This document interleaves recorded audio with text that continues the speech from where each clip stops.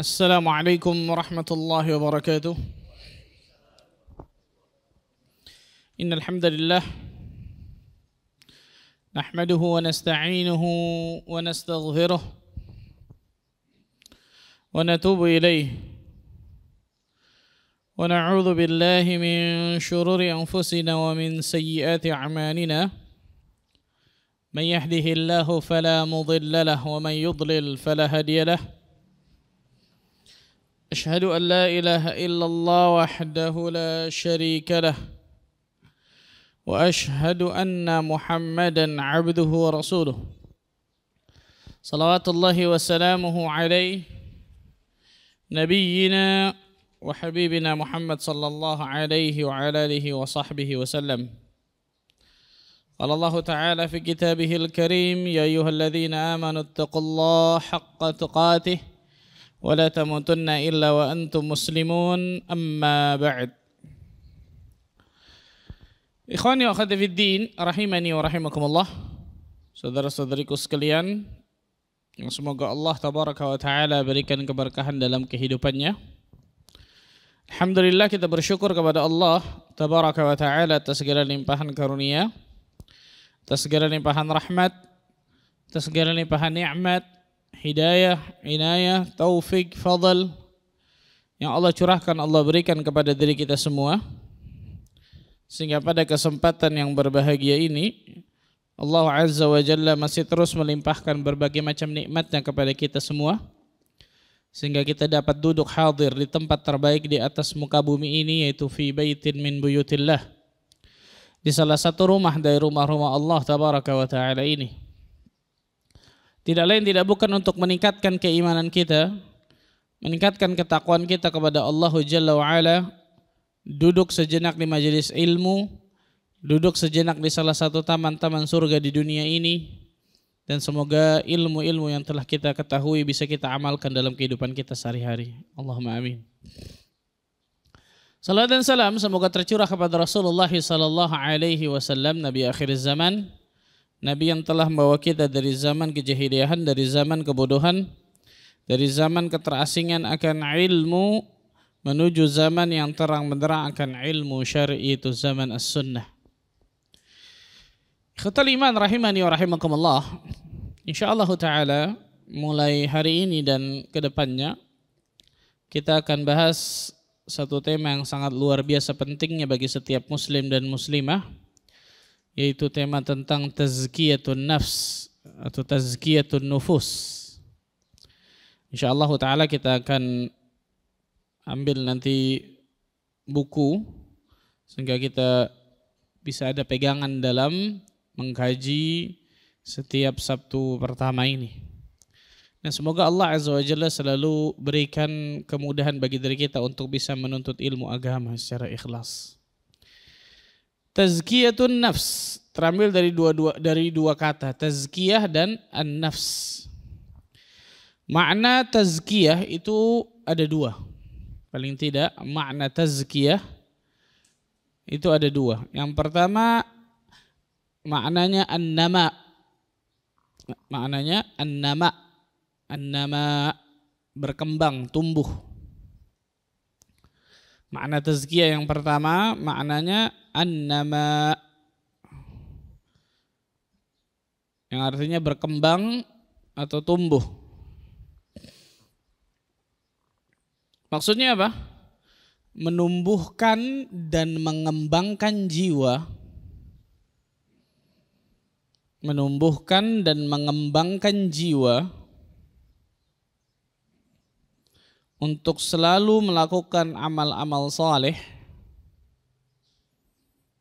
Menumbuhkan dan mengembangkan jiwa untuk selalu melakukan amal saleh dan akhlak yang mulia.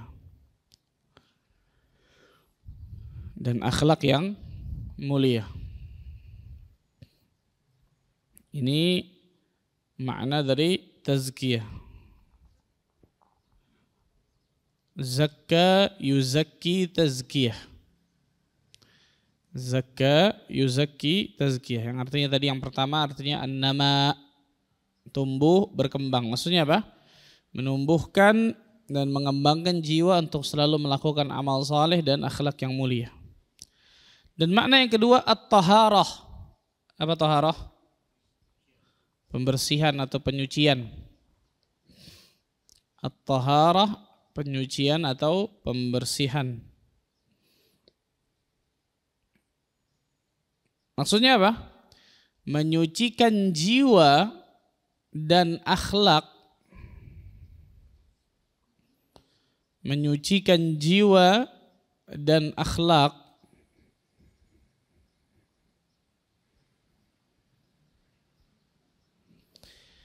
dari sifat buruk,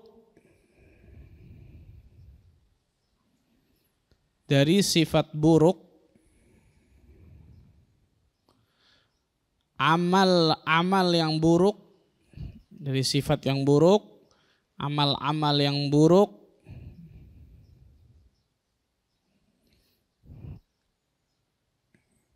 dan perkara-perkara yang hina.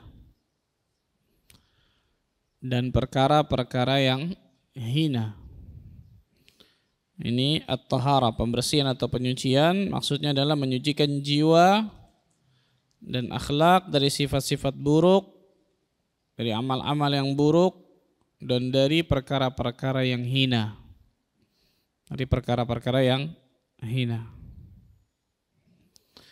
Nah, dari dua pengertian ini, baik itu an-nama atau at-taharah, maka kita bisa ambil pengertian yang namanya tazkiyah itu pasti tidak lepas dari dua hal. Tazkiyatun nufus atau tazkiyatun nafs pasti nggak lepas dari dua hal. Yang pertama namanya at-takhliyah, pakai kha. At-takhliyah. Yang pertama namanya at-takhliyah, pakai kha. Karena yang kedua pakai ha nanti, at-tahliyah. Beda dikit, itu satu huruf aja. Yang pertama at-takhliyah, pakai kha. At-takhliyah.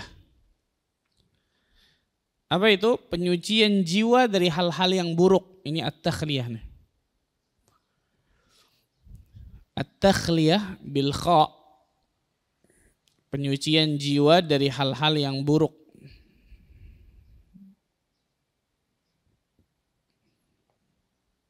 Penyucian jiwa dari hal-hal yang buruk. Yang kedua at-tahliyah biha, bilha.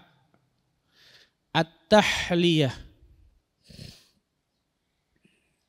Yang kedua bilha, at-tahliyah. Menghiasi jiwa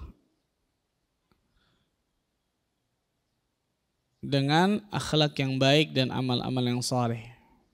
Dan hal-hal yang baik, amal-amal yang baik, yang saleh. Nah ini nih. Jadi tazkiyatun nufus nggak mungkin lepas dari dua hal ini, at-takhliyah dan at-tahliyah. Kalau pakai kha, at-takhliyah menyucikan dari hal-hal yang buruk. Kalau pakai ha, at-tahliyah menghiasi.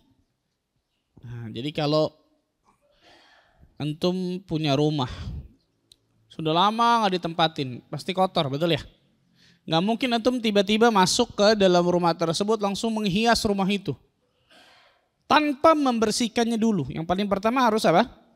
Dibersihkan dulu, disapu, dipel dan seterusnya agar hilang dari debunya. Sudah bersih semua, baru dihias, kan gitu ya? Baru diperindah. Itu namanya tazkiyatun nufus. Itu namanya tazkiyah an-nafs. An-nafs artinya jiwa atau hati. Tazkiyah artinya ini nih. Menumbuhkan dan mengembangkan jiwa agar selalu apa? Mengarahkan kepada kebaikan, melakukan amal saleh dan mulia. Tapi sebelum an-nama, sebelum menumbuhkan ini harus taharah dulu. At-taharah. Membersihkan jiwa dulu dari berbagai macam akhlak yang buruk, amal yang buruk, sifat yang buruk, perkara-perkara yang hina. Nah, tazkiyatun nufus nggak mungkin lepas dari dua hal ini, at-takhliyah dan at-tahliyah. Membersihkan jiwa tersebut dari berbagai macam kotoran dan menghiasi jiwa itu agar bagus indah. Nabi kita Muhammad sallallahu alaihi wasallam diperintahkan oleh Allah Azza wa Jalla, di antara perintahnya ini nih, tazkiyah. Allah Azza wa Jalla berfirman dalam surah Al-Baqarah ayat 129. Ini di antara doa Nabi Ibrahim alaihissalam. Surah Al-Baqarah ayat 129.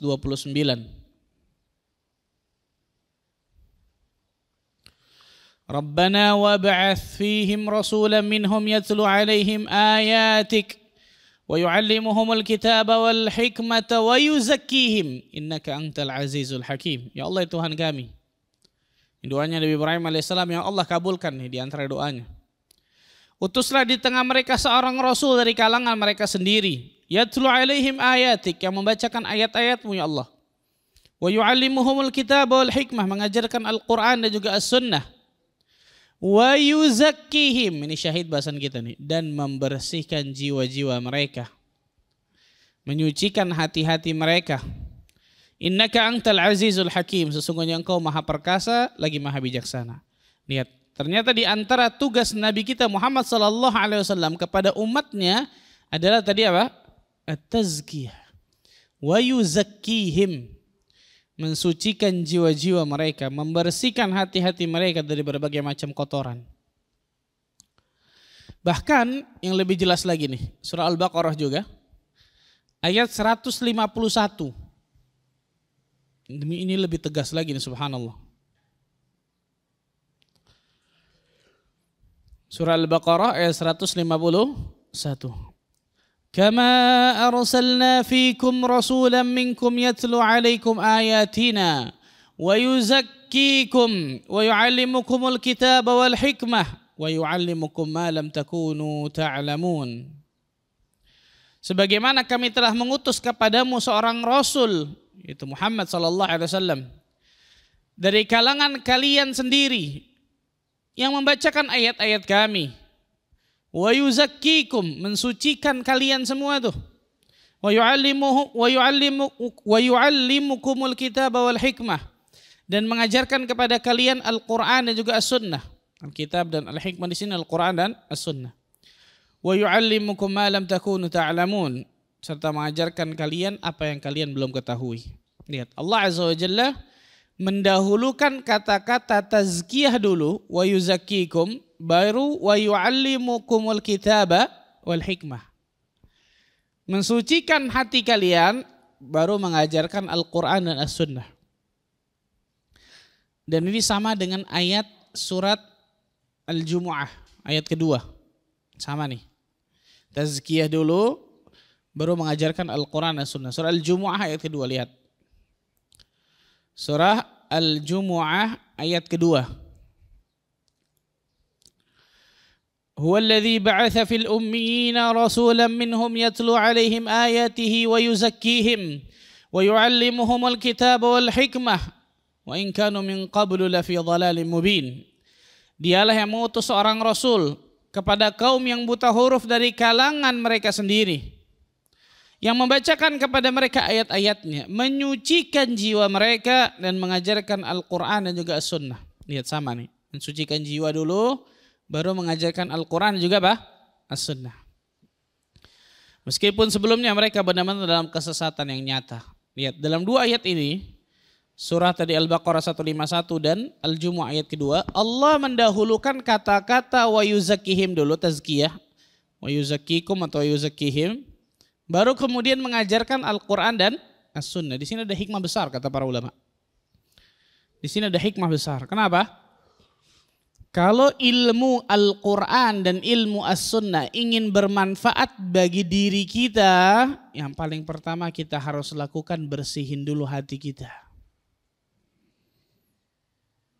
Syekh Saleh Al-Utsaimin, Syekh Saleh Al-Utsaimin hafizahullah ta'ala punya kitab Khulasah Ta'zimil Ilm, ringkasan dari keagungan ilmu. Ada 20 adab seorang penuntut ilmu yang wajib mereka miliki. Di dalam kitab tersebut beliau mengatakan di antara satu perkataan yang sangat luar biasa. Apa itu? Al-ilmu jauharun latif la yasluhu illa lil qalbin nadhif. Ilmu itu bagaikan permata yang indah. Ilmu agama nih bagaikan permata yang indah, berlian yang luar biasa bagusnya. Dan permata ini tidak akan pernah cocok kecuali di tempat yang bagus pula. Antum kalau lihat pameran perhiasan, berlian, permata, betul ya, zamrud. Itu pasti apa? Ditempatkan di tempat yang luar biasa bagus, ada kacanya, disorot lampu. Kita megangnya aja pakai sarung tangan, betul ya? Berliannya jelas sudah bagus, tapi tempatnya juga harus bagus. Al-ilmu jauharun latif. Ilmu agama ini ibarat permata yang indah. Berlian yang sangat berharga luar biasa.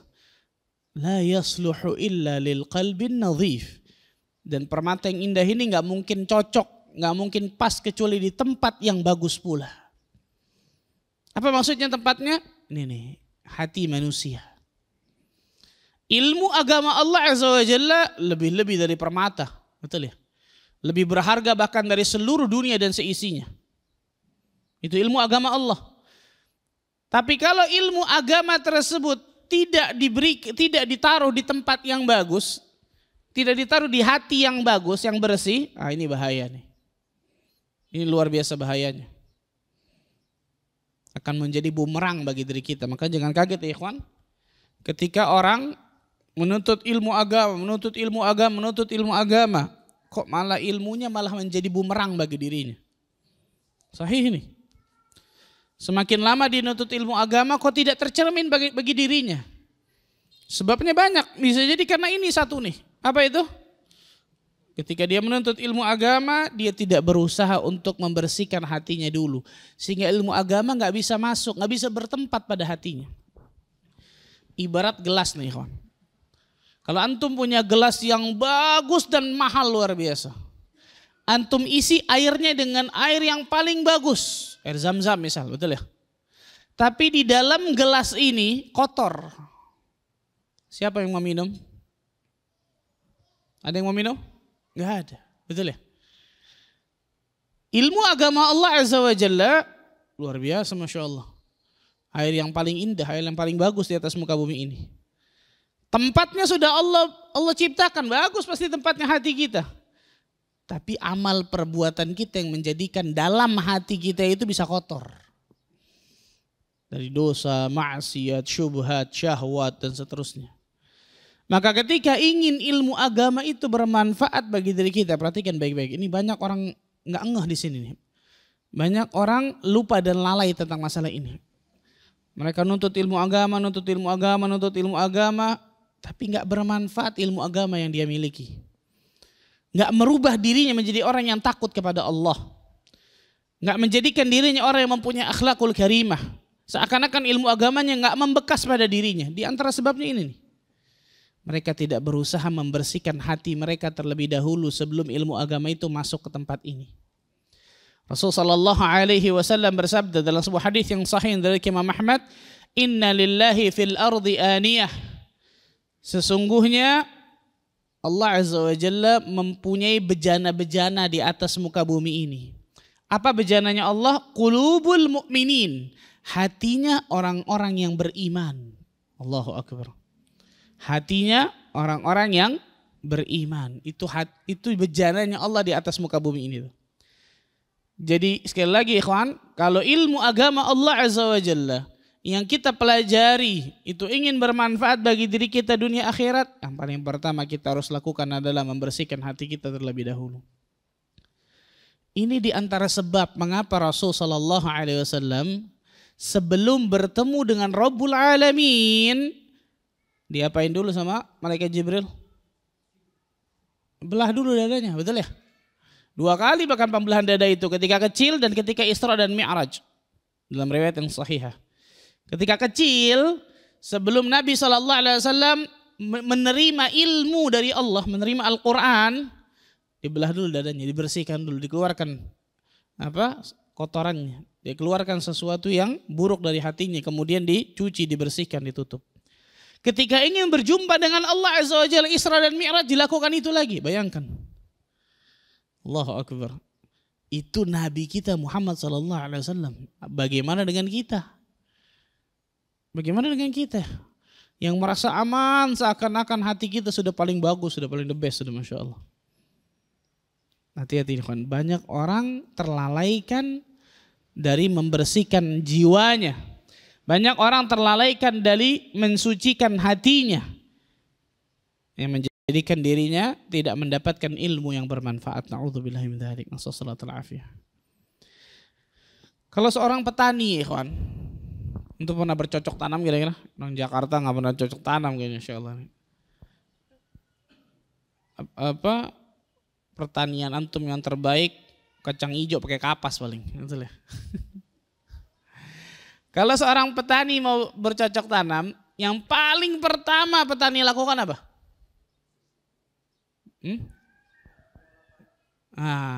Mengelola tanahnya agar tanah itu gembur, betul ya. Ketika ada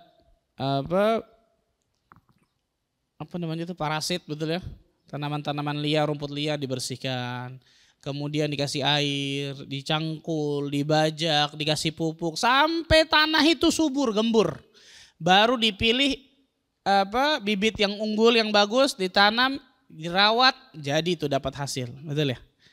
Tanah itu tuh ibarat hati kita tuh ikhwan.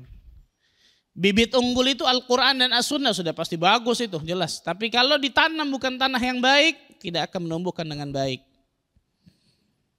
Nah, perhatikan baik-baik nih, kawan.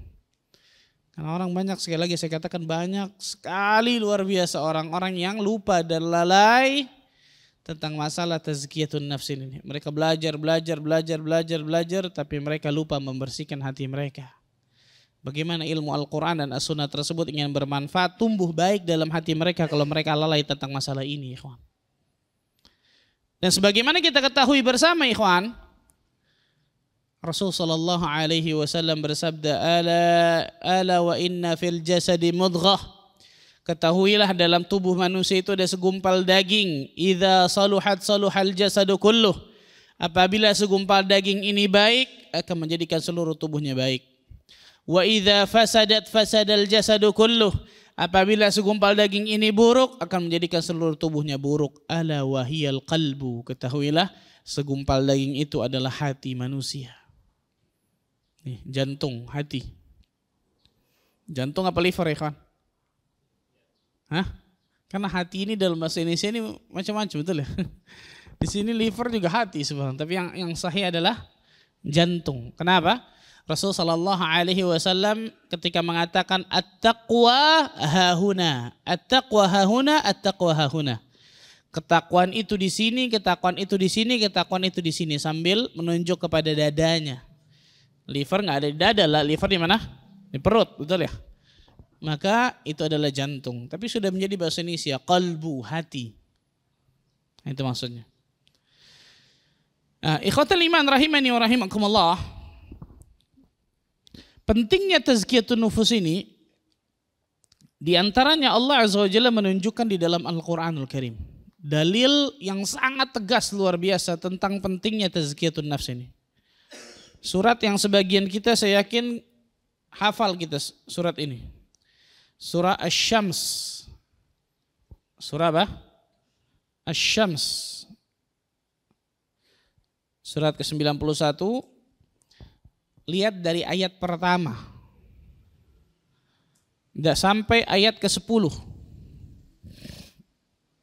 Dari ayat pertama sampai ayat ke-10. Allah Azza wa Jalla bersumpah terbanyak di dalam Al-Quran dalam ayat ini. Ada 11 sumpah. Ada 11 sumpah Allah bersumpah atas nama makhluknya. Terbanyak dalam ayat ini. Wasyamsi wa duhaha, demi matahari dan demi waktu duha. Wal qamari idza talaha, demi bulan apabila telah menyertainya. Wan nahari idza jallaha, demi siang apabila telah menampakkannya. Wal laili idza yaghshaha, demi malam apabila telah menyelimutinya, menutupinya. Was sama wa ma banaha, dua itu. Demi langit dan demi pembangunannya. Wal ardi wa ma tahaha, dua lagi tuh. demi bumi dan demi penghamparannya. Wa nafsi wa ma sawwaha, demi jiwa dan demi penyempurnaannya. 11 sumpah, betul ya? 11 sumpah ini untuk apa? Perhatikan ikhwan, ketika Allah Azza wa Jalla bersumpah atas nama makhluknya, pasti yang ada setelahnya itu ada namanya jawabul qasam, jawab sumpah. Maksudnya apa? Allah Azza wa Jalla ingin mengabarkan setelah kalimat sumpah ini ada sesuatu yang sangat teramat penting yang manusia wajib memperhatikan. Contoh, wal asr innal insana lafi khusr. Demi masa sesungguhnya seluruh manusia itu dalam apa? Kerugian. Ini jawab sumpahnya mana? Perhatikan. Fa'alhamaha fujuraha wa taqwaha. Allah telah ilhamkan, berikan kepada kita mana jalan kefajiran, keburukan, mana jalan ketakwaan. Lanjutannya jawab sumpahnya ini. Qad aflaha man zakkaha. Sungguh beruntung, sukses, bahagia, berhasil orang-orang yang menyucikan hatinya. Wa qad khaba man dassaha. Dan sungguh merugi, sungguh buruk, merugi, menyesal orang-orang yang mengotori hatinya tersebut. Berarti 11 sumpah itu untuk apa? Al-qalbu, tentang hati, tentang tazkiyah. Kewajiban bagi kita untuk selalu membersihkan hati kita. Saking pentingnya tentang masalah tazkiyatun nafs, Allah Azza wa Jalla sampai bersumpah atas nama makhluknya dengan 11 sumpah dalam Al-Quran, dalam ayat ini. Ini menunjukkan luar biasa. Satu sumpah saja sudah menunjukkan luar biasa. Ini 11 sumpah. Nah, dan karena banyak orang yang lalai, sekali lagi, berkali-kali saya akan katakan ini.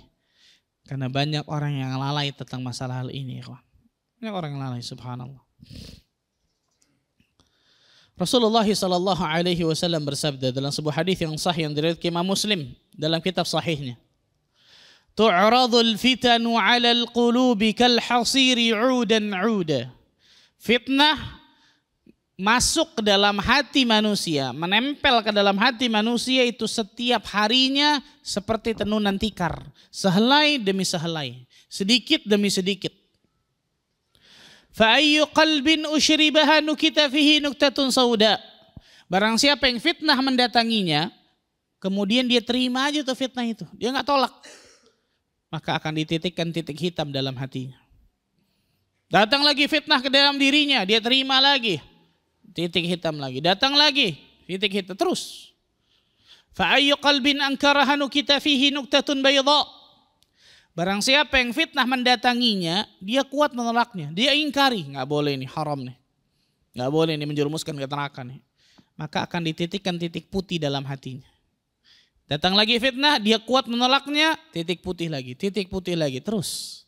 Hatta yasira ala qalbain, sampai menjadi 2 jenis hati.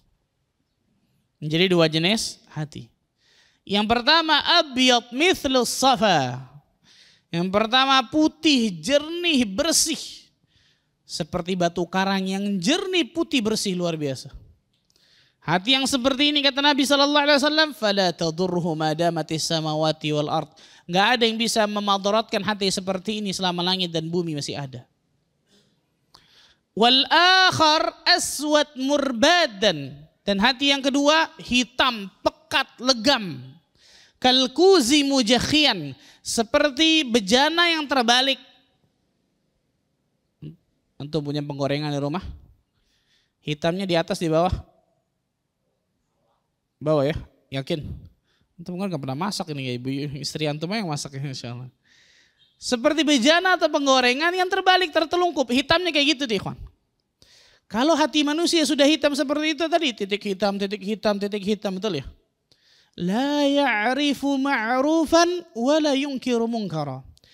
Dia tidak mengetahui mana perkara yang ma'ruf dan dia tidak mengingkari mana perkara yang mungkar. Illa usyriba ma bihi hawahu. Kecuali dia hanya mengikuti hawa nafsu buruknya semata. Allahu Akbar. Bayangkan di bahaya ini. Ketika hati manusia sudah pekat, legam, hitam, nggak tahu tuh mana kebaikan, mana keburukan. Mana jalan ke surga, mana jalan ke neraka, nggak tahu. Kecuali dia hanya mengikuti saja hawa nafsu buruknya semata. Na'udzubillah. Nasallallahu alaihi wasallam. Atau mungkin dia tahu ini jalan kebaikan, tapi nggak ada kekuatan untuk bisa mengikuti jalan kebaikan itu. Dia tahu ini jalan keburukan, bahkan jalan ke neraka, tapi nggak ada kekuatan untuk menjauh dari jalan keburukan tersebut. Kenapa? Hatinya sudah dikuasai oleh hawa nafsu buruknya. Innan nafsa la'ammaratun bisu, kata Allah dalam surat Yusuf. Sesungguhnya hawa nafsu manusia akan selalu mengarahkan, mengajak kepada keburukan. Na'udzubillah. Nah, di sini pentingnya hati ini, subhanallah. Di sini pentingnya tazkiyah, membersihkan hati kita. Dan tazkiyatun nufus inda ahli sunnati wal jamaah, tazkiyatun nufus di kalangan ulama ahli sunnah wal jamaah jelas berbeda dengan tazkiyatun nufus seperti orang-orang sufi, beda. Karena banyak orang-orang yang berlebihan atau ada juga orang yang kurang dalam tazkiyatun nufus. Yang berlebihan, yang penting hati Pak Ustadz, kan gitu ya, sering dengar ya. Ini berlebihan nih, hati amalannya nggak benar sama aja kan gitu. Ada yang kurang, udah nggak penting, yang penting ini nih amal, yang penting salah juga subhanallah. Maka ahlu sunnah pasti tengah-tengah, selalu tengah-tengah dari dua orang yang salah ini nih. Ahlu sunnah apa? Mengatakan bahwa tazkiyatun nufus ini luar biasa pentingnya, hati itu penting. Tapi jangan lupa beramal saleh. Karena hati yang baik pasti amalannya pun akan amal saleh kan gitu. Dan tidak lalai tentang masalah hati. Penting luar biasa tentang masalah hati ini. Nah ini tengah-tengah antara dua keburukan atau dua kesalahan dalam pemahaman. Itu ahlus sunnah. Selalu seperti itu tuh ikhwan. Ikhwatul iman rahimani wa rahimakumullah. Allah Azza wa Jalla menyebutkan di dalam Al-Quranul Karim sifat hatinya orang-orang Yahudi. Allah berfirman di dalam surah Al-Baqarah ayat 74. Surah Al-Baqarah ayat 74. Thumma qasat qulubukum min ba'di dzalik fahiya kal hijarati aw ashaddu qaswah. Kemudian setelah itu hati kalian menjadi keras sehingga hati kalian tersebut seperti batu, bahkan lebih keras dari batu. Bayangkan ikhwan, ini hati manusia uniknya di sini nih. Hati manusia itu bisa sangat lembut tapi juga bisa sangat keras. Hati manusia itu bisa sangat halus tapi bisa sangat kasar. Hati manusia itu bisa sakit dan bisa sehat. Dan hati manusia itu bisa hidup dan bisa mati. Allah menyebutkan tentang hatinya orang-orang Yahudi. Kemudian setelah itu hati kalian menjadi keras. Seperti batu, bahkan lebih keras dari batu. Di sini ada hikmah besar kenapa Allah sebutkan hijarah. Batu bukan hadid, bukan besi. Karena kalau pandangan kita, besi jelas lebih kuat daripada batu, betul ya?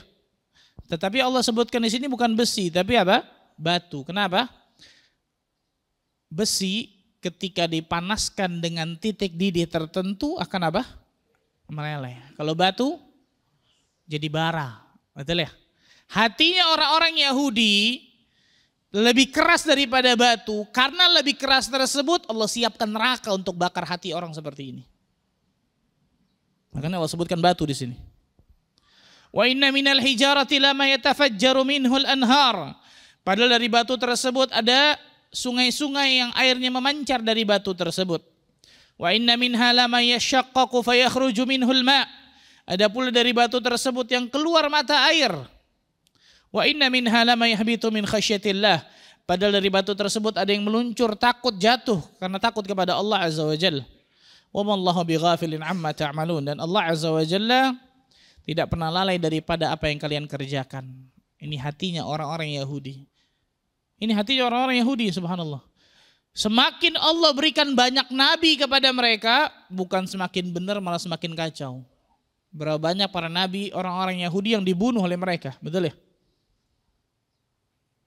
Nasallahu alaihi. Lihat. Ini pelajaran besar bagi diri kita. Jangan menjadi orang seperti Yahudi ini. Contoh. Orang-orang Yahudi mengenal Nabi kita Muhammad SAW, kata Allah, sama seperti mengenal anak-anak mereka. Antum ada 10 anak di hadapan antum, dipakein penutup kepalanya. Suruh ngomong aja, insya Allah antum tahu, ini anak saya nih. Betul ya? Orang Yahudi mengenal Nabi kita Muhammad SAW sama seperti mengenal anak-anak mereka. Jadi mereka tahu tuh, makanya sebelum Nabi SAW hijrah ke kota Madinah sudah ada orang Yahudi di situ, betul ya?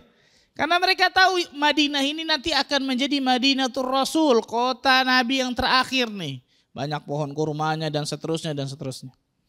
Tapi ketika Nabi itu datang bukan dari Bani Israel, tapi dari Bani Ismail, mereka tidak mau beriman kecuali sedikit dari mereka.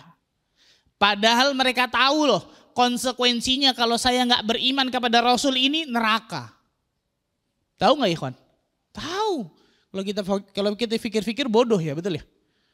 Mereka tahu loh, masuk neraka pasti saya kalau nggak beriman sama Nabi ini. Tapi nggak mau beriman juga.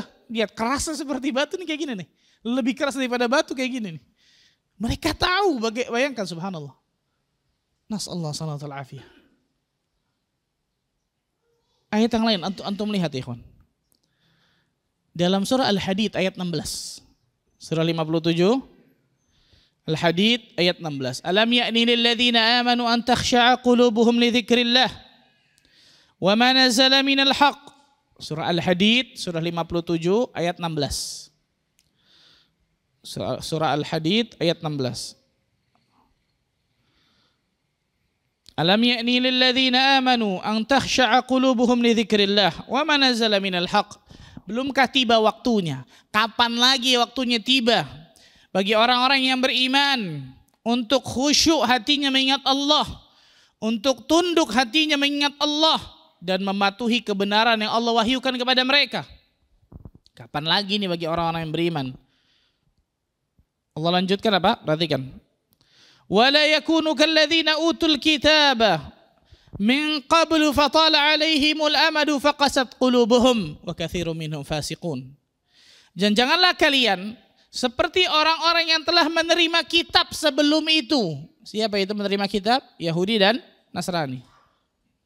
Ketika Allah Azza wa Jalla berikan kitab kepada mereka, bahkan berikan nabi kepada mereka, fatala alaihimul amad, berlalu masa panjang kepadanya.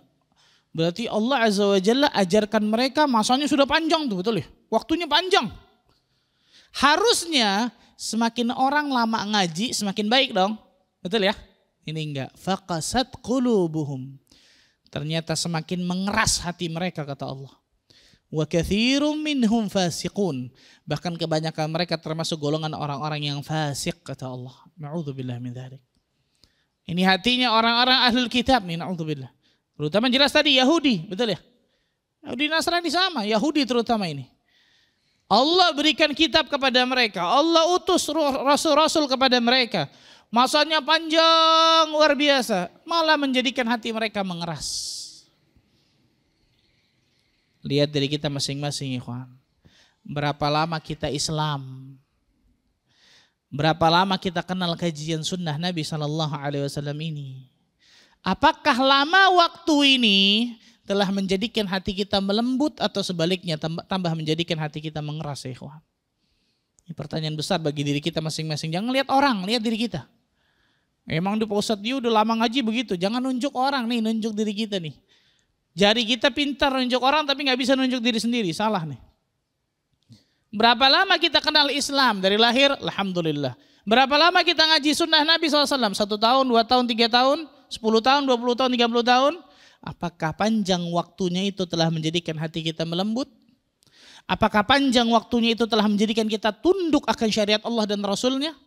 Apakah panjang waktunya tersebut telah menjadikan diri kita taat kepada seluruh apa yang Allah dan Rasulnya perintahkan dan larang kepada kita? Atau sebaliknya? Gak apa-apa deh. Dosa kecil. Hati-hati nih, subhanallah. A'udzubillah min dzalik. Kalau panjang masa waktunya tersebut malah menjadikan hati kita mengeras, hati-hati nih. Di antara ilmu yang tidak bermanfaat yang Allah berikan kepada seorang hamba ini nih. Lama waktunya tapi tidak menjadikan dirinya takut kepada Allah. Tidak menjadikan dirinya berusaha untuk mengamalkan ilmu-ilmu yang telah dia ketahui. Ini bahaya, subhanallah. A'udzubillah min dzalik. Ikhwatul iman rahimani wa rahimakumullah. Nah, itu contoh-contoh beberapa hati yang sangat luar biasa. Dan nanti di hari kiamat ya ikhwan. Coba kita fikirkan baik-baik. Ketika Allah Azza wa Jalla wafatkan kita di atas muka bumi ini, meninggal. Kemudian Allah Azza wa Jalla akan bangkitkan kita nanti di hari kiamat. Dengan hati apa kita menemui Rabb kita nanti di hari kiamat, ikhwan. Dengan hati seperti apa kita akan menemui Allah Azza wa Jalla di hari kiamat nantinya. Kenapa? Kenapa ini harus kita fikirkan, ikhwan? Karena Allah Azza wa Jalla hanya menerima satu jenis hati nanti di hari kiamat. Nggak ada yang kedua, nggak ada ketiga, nggak ada selanjutnya. Satu doang. Allah berfirman di dalam surah Asy-Syu'ara ayat 88 dan 89. Surah Asy-Syu'ara surah 26 ayat 88 dan 89. Yauma la yanfa'u malun wala banun illa man atallaha biqalbin salim. Ayat ini luar biasa, Masya Allah. Ayat ini yang sering menjadikan para ulama menangis ketika membaca ayat ini, ikhwan. Pada hari ketika anak dan harta nggak berguna sama sekali. Anak yang banyak yang kita miliki, harta yang kita kumpulkan dari pagi sampai malam, bahkan sampai ketemu pagi lagi, nggak bermanfaat nanti di hari kiamat. Kecuali, berarti ada pengecualian di situ tuh. Illa man atallaha biqalbin salim. Kecuali orang-orang yang datang kepada Allah dengan satu jenis hati ini, qalbun salim. Hati yang selamat, hati yang sehat, hati yang bersih. Cuma satu jenis hati ini saja yang Allah Azza wa Jalla akan selamatkan nanti di hari kiamat. Nggak ada yang kedua, nggak ada yang ketiga, nggak ada yang keempat, nggak ada yang selanjutnya, nggak ada.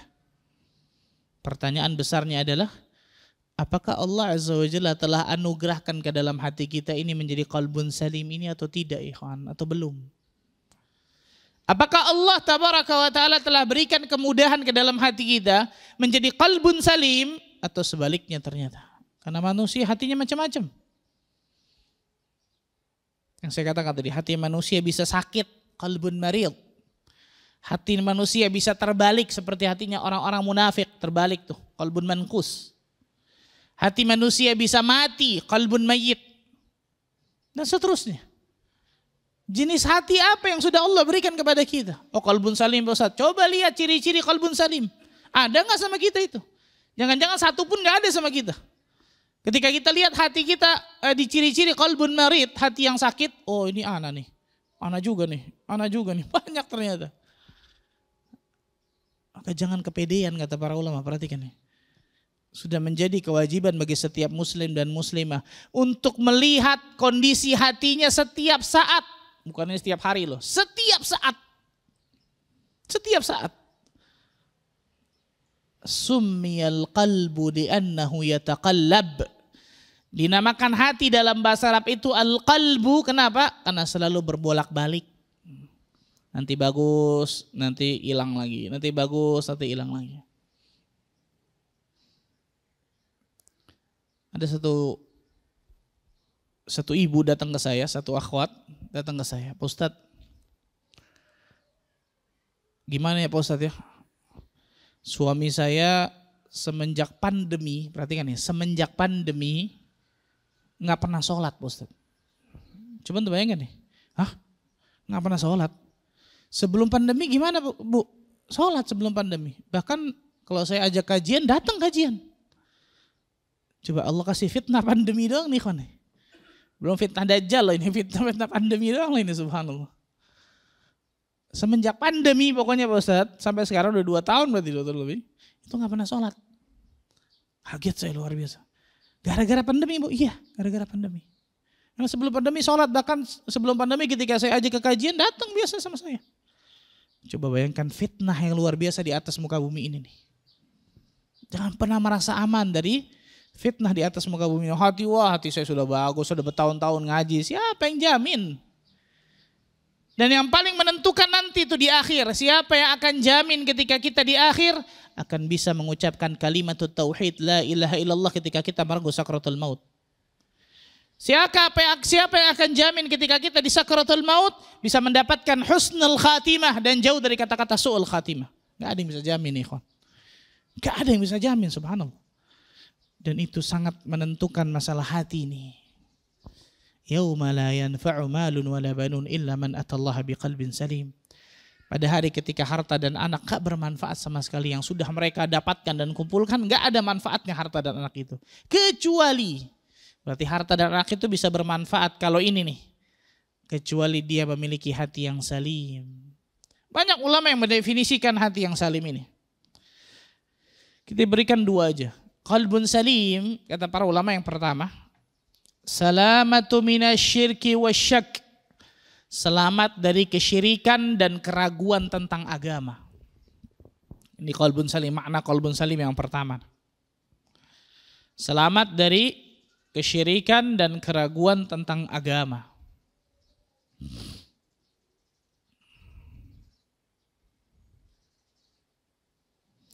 Selamat dari kesyirikan dan keraguan tentang apa? Agama. Yang kedua, salamatu min fitnati syubuhat wa fitnati syahawat. Selamat dari fitnah syubuhat dan fitnah syahwat.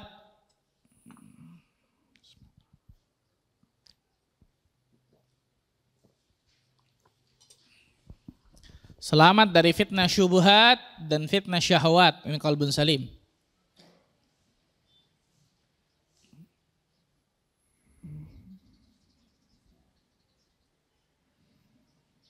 Nah ini secara banyak para ulama mendefinisikan kurang lebih tidak jauh dari dua ini. Selamat dari berbagai macam kesyirikan, selamat dari syubhat, selamat dari syahwat, selamat dari keraguan tentang agama dan seterusnya. Itu qalbun salim. Kesyirikan tidak kita lakukan sama sekali, kesyirikan itu syirik besar, syirik kecil, syirik khafi yang tersamar kita jauhkan benar-benar. Syubhat, keraguan tentang agama. Syahwat yang muyul manusia cenderung kepadanya, syahwat. Dunia, harta, wanita, tahta dan seterusnya, itu syahwat semua tuh. Nah, selamat hatinya dari itu tuh ikhwan. Selamat hatinya dari itu. Jadi bukan berarti orang yang sudah kenal kajian, sudah duduk di kajian ilmu, sudah sholat 5 waktu di masjid, sudah selamat semua dari ini. Siapa yang jamin? Siapa yang bilang? Berapa banyak orang yang ngaji ternyata hatinya selalu riak kepada orang. Berbanyak orang yang ngaji hatinya selalu hasad kepada orang. Berbanyak orang yang ngaji hatinya selalu suudzon, buruk sangka kepada Allah Azza wa Jalla. Ketika Allah berikan takdir sesuatu yang enggak baik, kenapa Allah berikan ini sama saya? Berbanyak orang yang kajian penyakit hatinya luar biasa banyaknya hatinya. Perhatikan ini. Tidak boleh lengah tentang masalah keburukan hati, penyakit hati.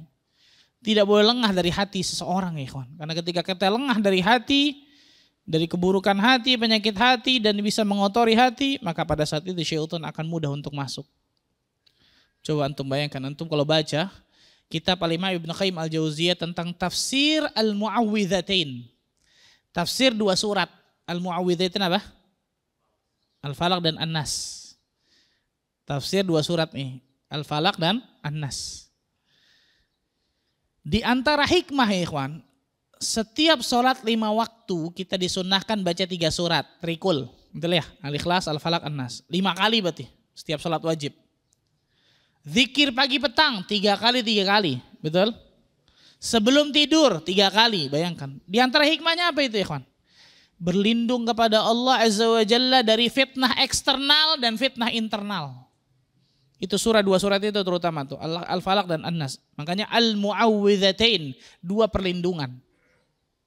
2 perlindungan. Contoh dalam surat An-Nas, bisikan syaitan itu Allah sebutkan alladzi waswisu fi sudurin nas, yang membisikkan pada apa? Yuwaswisu fi sudurin nas, pada sudur. Allah tidak katakan qulub tapi sudur. Sudur itu sahatul qalbi, halamannya hati, sekitar hati. Kalau hati manusia ini ingat kepada Allah, maka dia akan jauh hilang tuh. Dia akan ngumpet, sebenarnya bukan hilang, ngumpet. Tapi ketika hati manusia ini tidak ingat kepada Allah, datang lagi tuh.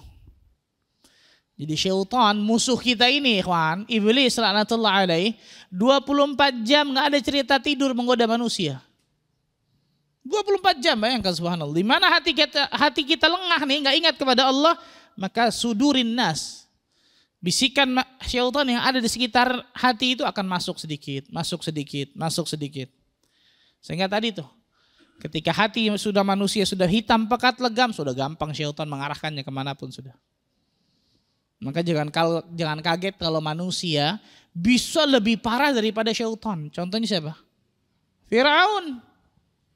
Betul nggak ikhwan?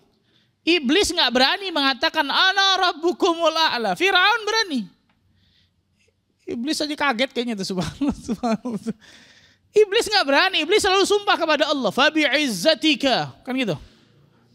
La ughwiyannahum ajmaina. Demi kemuliaanmu ya Allah.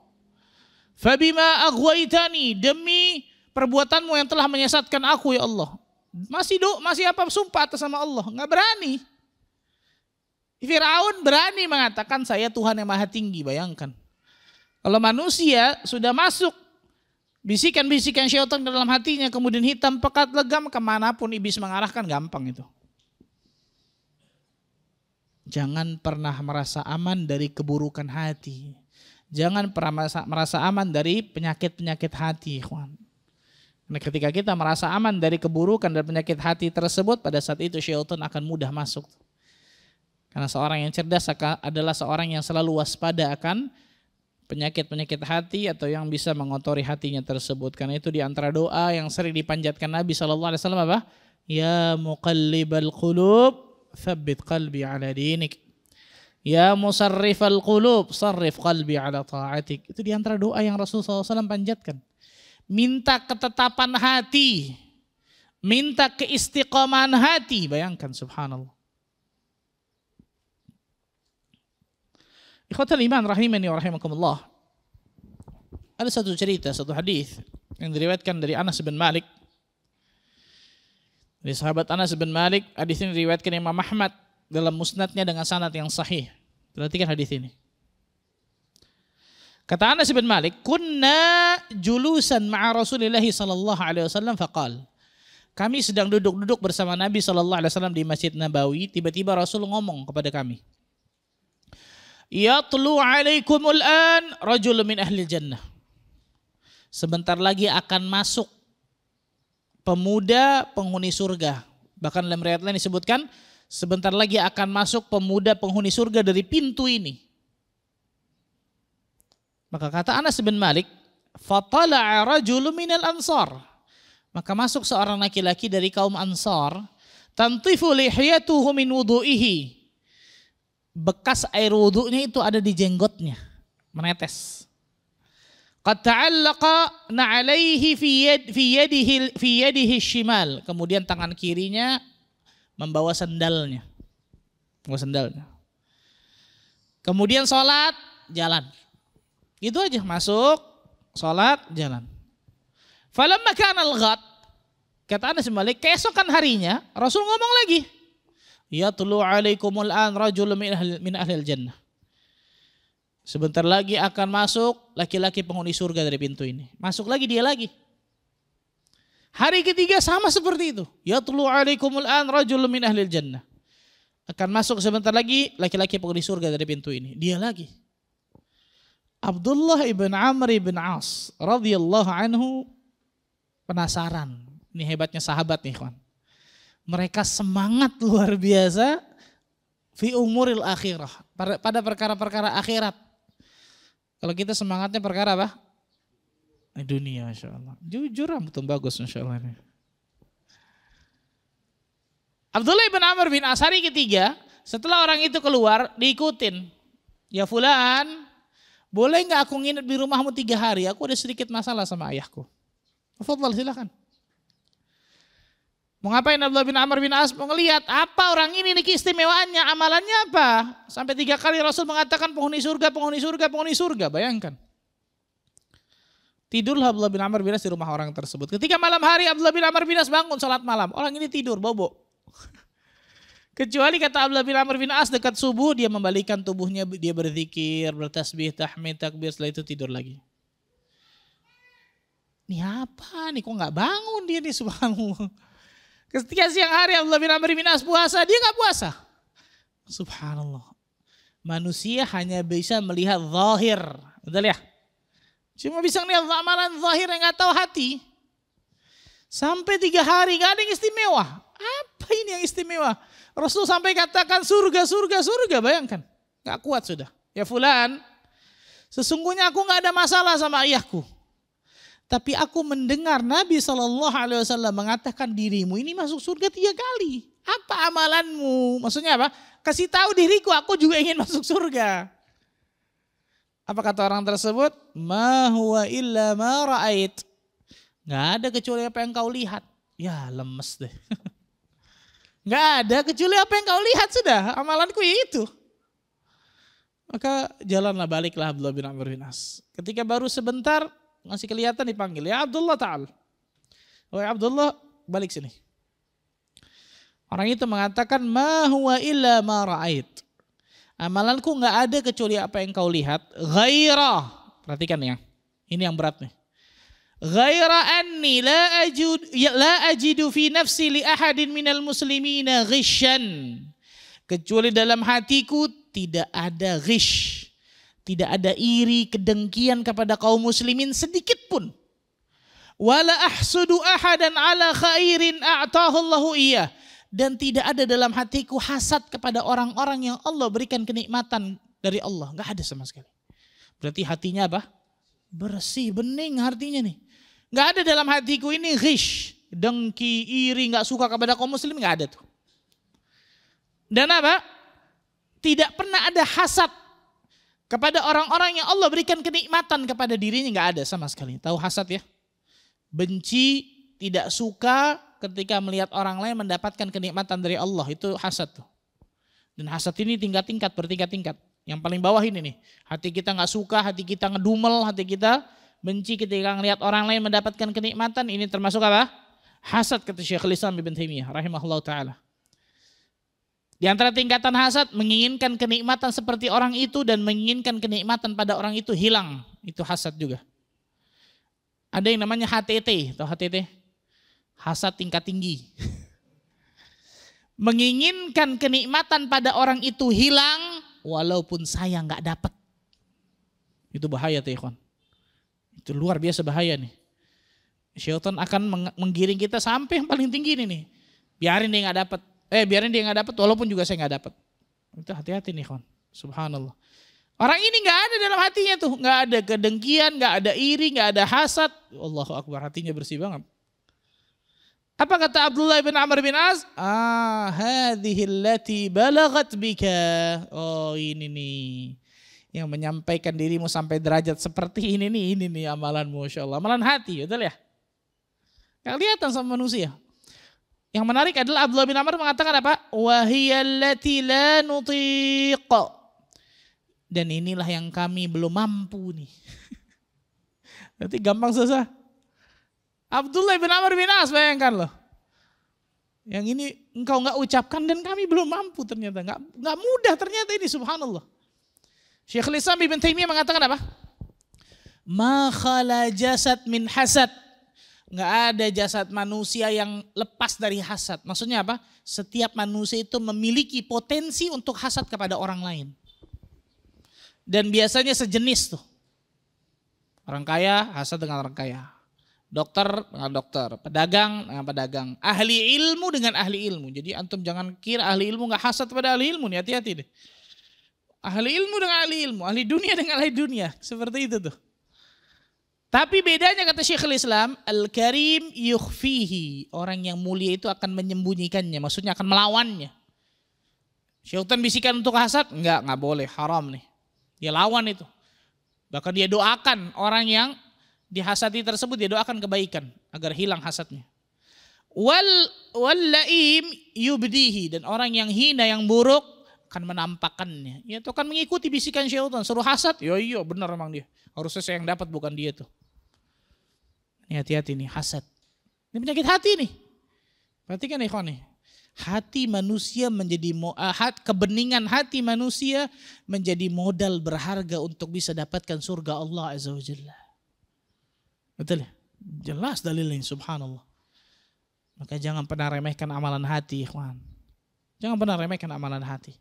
Rasulullah sallallahu alaihi wasallam bersabda dalam sebuah hadis yang sahih yang diriwayatkan Imam Bukhari dan juga Muslim. Ada riwayat Bukhari, riwayat Muslim ini.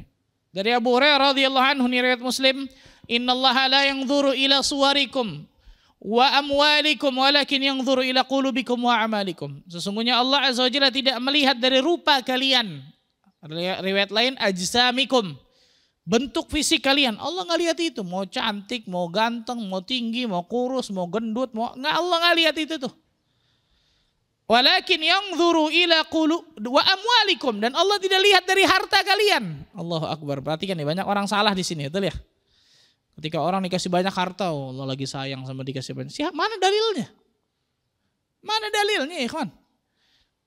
Ketika Allah Azza wa Jalla lagi benci, Allah syaratkan rezekinya. Mana dalilnya? Gak ada dalilnya. Lihat ayat ini nih. Lihat hadis ini nih. Allah gak lihat dari fisik kalian, rupa kalian, harta. Allah gak lihat itu semua.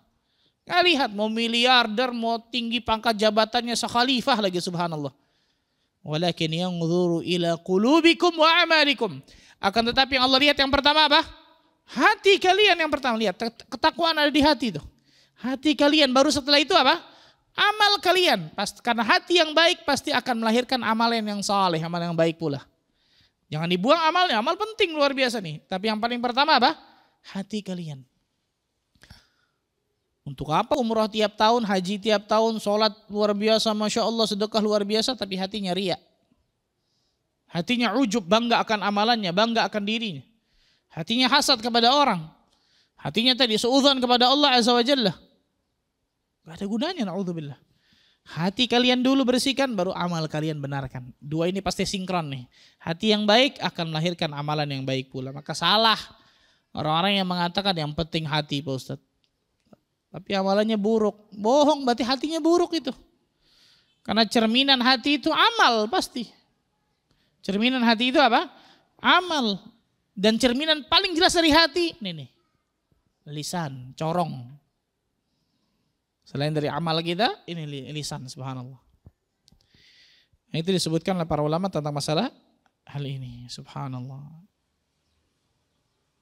Syekhul Islam Ibn Taimiyah rahimahullahu ta'ala berkata dalam kitab Minhajus Sunnah,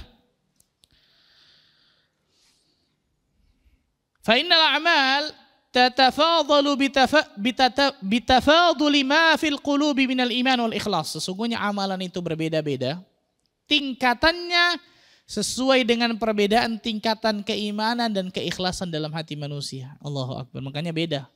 Sedekahnya 1 mut atau setengah mut sahabat dengan sedekahnya kita sebesar gunung Uhud emas beda. Bedanya apa? Hatinya, imannya, keikhlasannya, keyakinannya, hatinya beda. Sahabat jauh itu semua melebihi kita, Masya Allah. Wa inna rajulaini la yakuna maqamuhuma fi saffi wahidan wa baina salatihima kama baina samai wal ard. Dan sungguh ada 2 orang yang berada dalam satu saf salat. Akan tetapi perbedaan nilai salat mereka jauh antara langit dan bumi. Kan satu saf salat loh sama. Saf pertama sama. Dari ujung ke ujung pasti beda-beda semua pahalanya dapat tuh, betul ya? Bahkan ada yang ditolak di antara mereka salatnya. Di antaranya dari keikhlasan mereka, keimanan mereka, ketakwaan mereka kepada Allah Azza wa Jalla, kekhusyuan mereka, dan itu khusyuk amalan hati. Ittiba mereka ketika mereka salat dan seterusnya. Nah, ini menunjukkan masalah ini luar biasa, Masya Allah. Dan terakhir ya ikhwan, Al-Imam Ibn Qayyim Al-Jauziyah rahimahullah ta'ala dalam kitabnya Ighathatul Lahafan menyebutkan, kalau ingin hati kita sehat, lakukan 3 hal ini sebagaimana badan kita ingin sehat. Jadi Ibn Qayyim ini luar biasa, Masya Allah nih. Ibn Qayyim ini terkenal julukannya Tabibul Badan wa Tabibul Qalb. Dokternya hati dan dokternya badan. Ibnu Qayyim di dalam kitab Zadul Ma'ad ada satu jilid khusus masalah Tibun Nabawi itu. Luar biasa, Masya Allah beliau tuh. Dokternya badan dan dokternya hati. Beliau menganalogikan, menyamakan, mengkiaskan nih. Kalau ingin jaga kesehatan hati sama dengan ingin jaga kesehatan badan. 3 teorinya kata beliau. Yang pertama, hifdzul quwwah. Yang pertama, menjaga kekuatan atau stamina hati. Kalau ingin hati kita sehat, yang pertama caranya menjaga kekuatan atau stamina hati. Hifdzul quwwah. Sama seperti badan. Kalau badan kita ingin sehat, jaga stamina badan kita, betul ya? Dengan olahraga, dengan bergerak, kan gitu ya. Nah kalau hati, jaga kekuatan atau stamina dengan apa? Al-amalus salih. Dengan amal saleh. Itu menjaga kekuatan dan stamina hati luar biasa itu. Yang kedua, al-himyah 'anil mu'dhi. Yang kedua ini apa kalau bahasa enaknya ya? Jangan masukkan sesuatu yang berbahaya bagi hati. Al-himyah 'anil mu'dhi ini aslinya perlindungan dari sesuatu yang bisa memperparah sakit. Gampangnya tadi, jangan memasukkan sesuatu yang berbahaya bagi hati. Sama seperti badan. Kalau badan kita ingin sehat, maka jangan masukkan sesuatu yang berbahaya bagi hati, betul ya? Udah tahu ada asam urat tinggi, makannya emping terus, kan gitu ya. Makannya jeruan terus, ya gimana subhanallah. Nah, jangan memasukkan sesuatu yang berbahaya bagi hati. Kalau hati apa? Jangan melakukan dosa dan maksiat. Karena itu pasti memberikan bahaya luar biasa, madarat bagi hati manusia.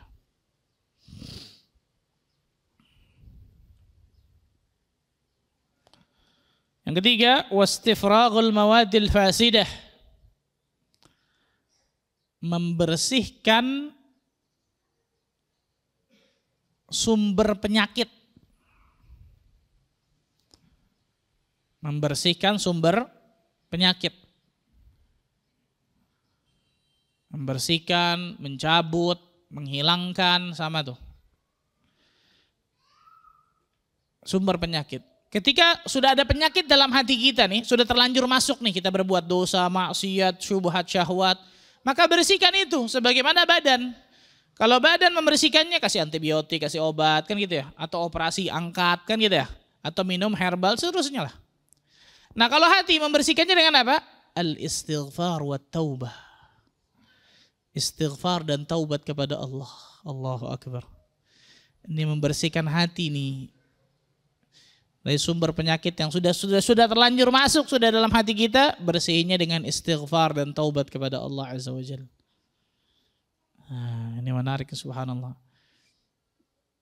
Yang kata beliau, para dokter pasti selalu memperhatikan 3 prinsip ini ketika mengobati pasti. Pasti kan ya, untuk dokter sini pasti memperhatikan 3 ini nih. Menjaga kekuatan badan, suruh olahraga pasti, suruh gerak dan seterusnya, kan gitu ya. Yang kedua Pak, perlindungan dari sesuatu yang bisa memperparah sakit. Jangan konsumsi sesuatu yang bisa memperparah sakit, kan gitu. Makan ini nggak boleh, entar dulu kan gitu ya. Yang kedua, bersihkan sumber penyakitnya. Allahu Akbar, luar biasa Ibnu Qayyim, Masya Allah, rahimahullah ta'ala. Sama ternyata hati seperti itu. Jaga kekuatan dan stamina hati dengan amal saleh kepada Allah. Yang amal saleh itu ikhlas dan ittiba'ur rasul, jelas. Jangan melakukan dosa dan kemaksiatan, karena dosa dan kemaksiatan sumber malapetaka besar. Efek negatif luar biasa banyaknya akan memberikan kepada hati manusia. Dan keluarkan keburukan-keburukan yang sudah terlanjur masuk dalam hati dengan apa? Istighfar dan taubat kepada Allah. Ini istighfar dan taubatnya bukan hanya dengan lisan, tapi istighfar taubatnya dengan lisan, dengan hati, dan dengan amal perbuatan. Menyesal akan perbuatan dosa tersebut, meninggalkan perbuatan dosa, bertekad kuat untuk tidak mengulangi, ikhlas ketika dia bertaubat, menggantinya dengan memperbanyak amal saleh dan istighfar dan seterusnya. Nah, ini baru apa? Hati kita bisa sehat kalau seperti ini. Nah, ini muqaddimah dari tentang masalah tazkiyatun nufus, ikhwan ya. Semoga ketika kita membahas tazkiyatun nufus ini menjadikan hati kita menjadi qalbun salim terus menerus, sehingga Allah Azza wa Jalla bisa selalu berikan kepada hati kita qalbun salim, sehingga kita bisa menghadap Allah dengan satu jenis hati ini, yaitu qalbun salim. Allahumma amin rabbil alamin. Wallahu a'lam bishawab. Silakan, mungkin ada pertanyaan sebelum saya tutup.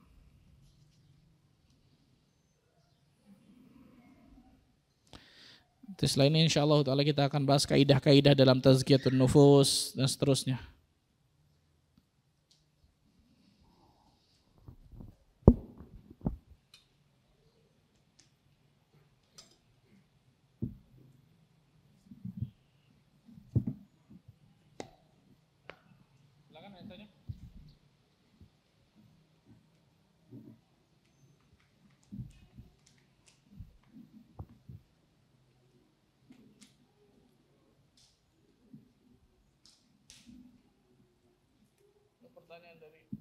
Atau pertanyaan dari bawah biasa Ibu-ibu?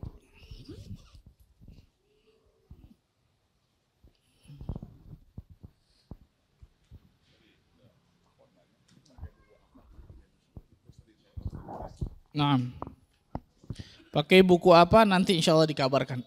Karena ini masih muqaddimah, kelihatannya wallah alam kita akan pakai buku kelihatannya ya, tapi nanti belum saya pastikan. Al-Bahrul Ra'iq fi Zuhdi war Raqa'iq. Al-Bahrul Ra'iq fi Zuhdi war Raqa'iq, dan ini sudah ada terjemahannya, kalau nggak salah terjemahannya Tazkiyatun Nafs dalam Islam. Karya dari Syekh Dr. Ahmad Farid, hafizahullah taala. Syekh Dr. Ahmad Farid, hafizahullah ta'ala. Kelihatannya buku itu nanti insya Allah akan kita bahas. Tapi karena ini masih muqaddimah, jadi belum saya masuk ke situ.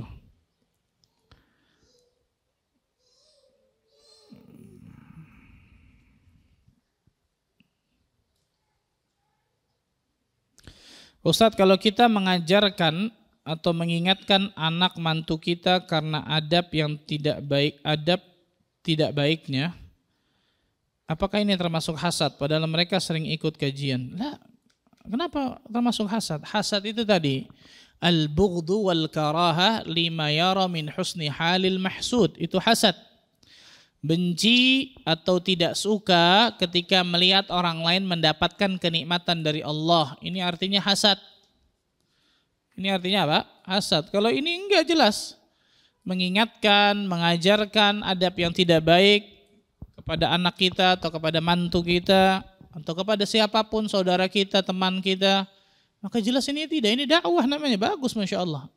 Tapi ikhlaskan karena Allah Azza wa Jalla ketika kita berdakwah, dan caranya harus benar.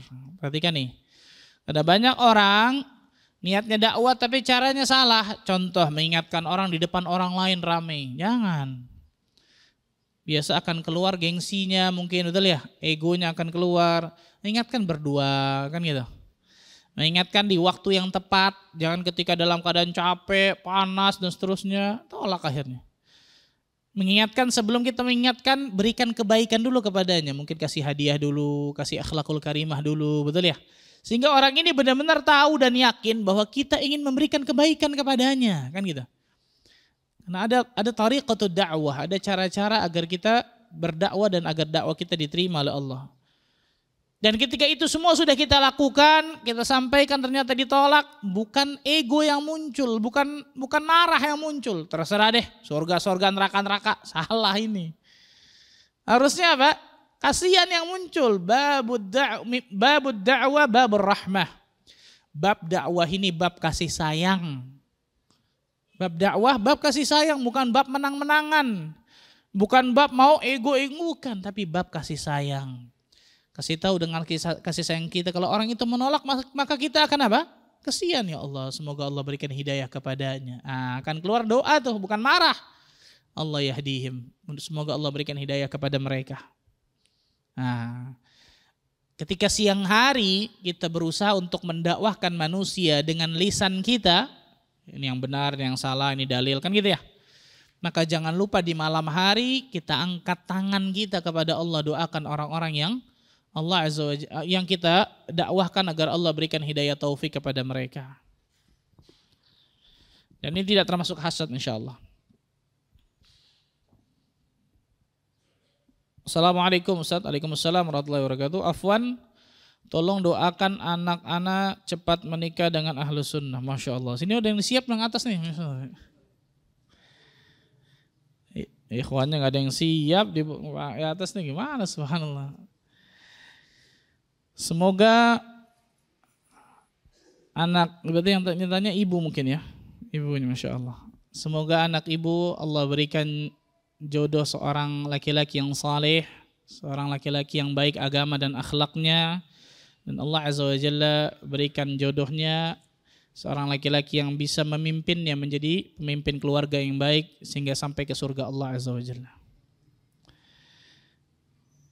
Tapi yang paling terpenting, perhatikan nih, bagi yang bertanya, ibu yang bertanya, selalu ingatkan anaknya untuk selalu yang pertama berhusnudzan kepada Allah. Berbaik sangka kepada Allah, karena betul mungkin zaman sekarang akhwat yang siap untuk menikah ini lebih banyak daripada ikhwan yang siap untuk menikah. Betul? Kenapa? Tawakalnya kurang ikhwan, apa gimana? Subhanallah ini. Atau akhwatnya lebih banyak. Ini yang pertama. Selalu husnudzan kepada Allah, selalu berbaik sangka kepada Allah Azza wa Jalla. Jadi jangan kemudian kok nggak dapat dan seterusnya. Kenapa Allah? Ini hati-hati, syaitan biasanya masuk di situ, hati-hati.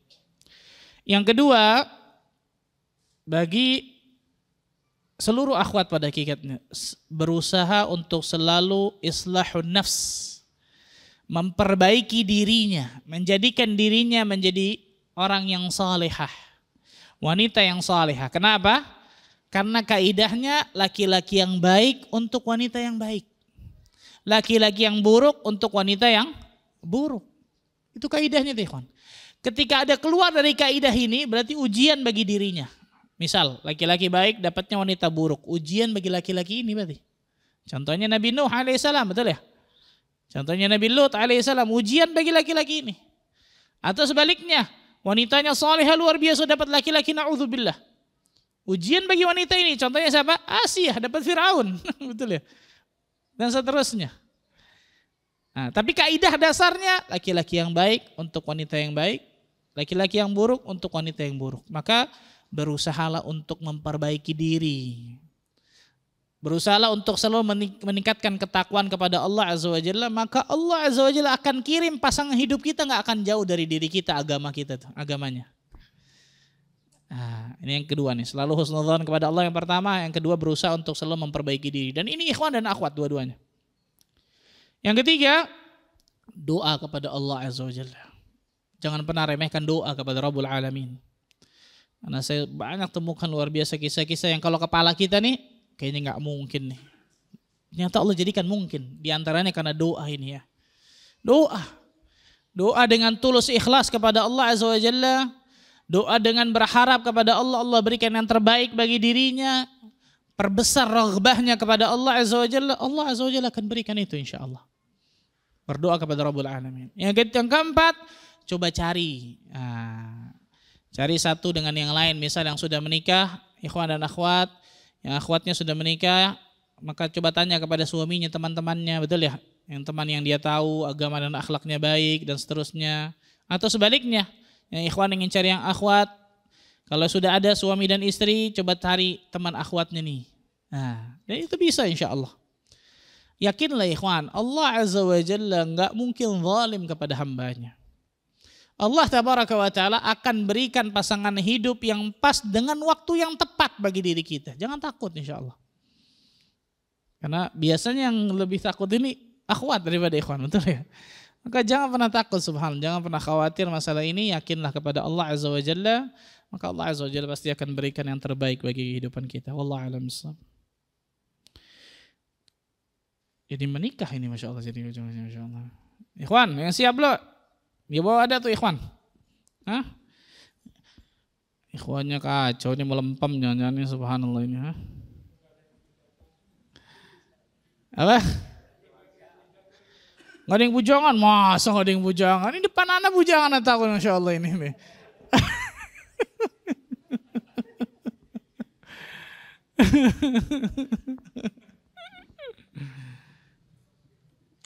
Allah barik fiik. Itu mungkin yang saya bisa sampaikan. Semoga Allah Azza wa Jalla berkahi pertemuan kita. Semoga Allah Azza wa Jalla jadikan dari kita termasuk golongan hamba-hamba Allah yang selalu Allah berikan hidayah taufik untuk meniti siratal mustaqim sampai nantinya Allah wafatkan dari kita dalam keadaan husnul khatimah. Subhanakallah bihamdika asyhadu an la ilaha illa anta astaghfiruka wa atubu ilaik. Wassalamualaikum warahmatullahi wabarakatuh.